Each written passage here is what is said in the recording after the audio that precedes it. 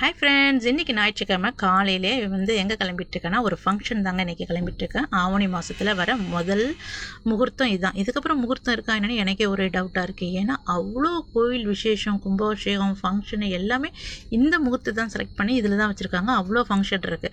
சரி, நமக்கும் ஒரு 2 ஃபங்க்ஷன் இருக்குது, அது ஏதாவது ஒன்றையாவது அட்டன் பண்ணிவிட்டு ஒரு கோயில் அட்டன் பண்ணிட்டு வந்துடலாம் அப்படின்னு சொல்லிட்டு தான் காலையிலே அப்படியே கொஞ்சம் ஃப்ரெஷ் ஆகிட்டு கிளம்பிட்டுருக்கிறேன். அந்த பூஜை பண்ண வளையலுங்க, அது வரலட்சுமி நோம்புக்கு வச்சு பூஜை பண்ண வளையல் அதுதான் போட்டிருந்தேன். போட்டுட்டு இந்த வாட்ச் என் பொண்ணுடைய வாட்ச் இப்போ தான் ஃபஸ்ட்டு வாங்கினேன்.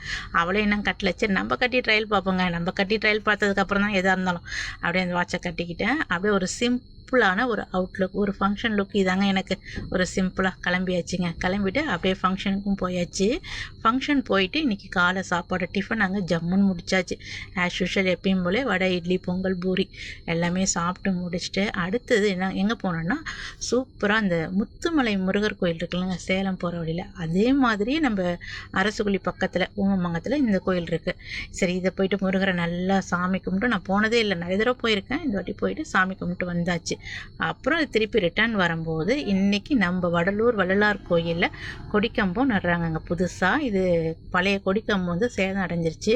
அதனால பார்வதிபுரம் மக்கள் எல்லாமே சேர்ந்து ஒரு புதுசாக ஒரு கொடிக்கம்பத்தை நல்லா ஜம்முன்னு கம்பீரமாக இன்றைக்கி நல்லா ரெடி பண்ணி நட்டு வைக்கிறாங்க. அதுதான் இன்றைக்கி போய் அதை பார்த்துட்டு அப்படியே ஐயா கோயிலையும் நல்லா சாமி கும்பிட்டு பிளெஸ்ஸிங் வாங்கிட்டு அங்கேருந்து கிளம்பியாச்சு. இந்த வீடியோ பிடிச்சிருந்தா லைக் பண்ணுங்கள்.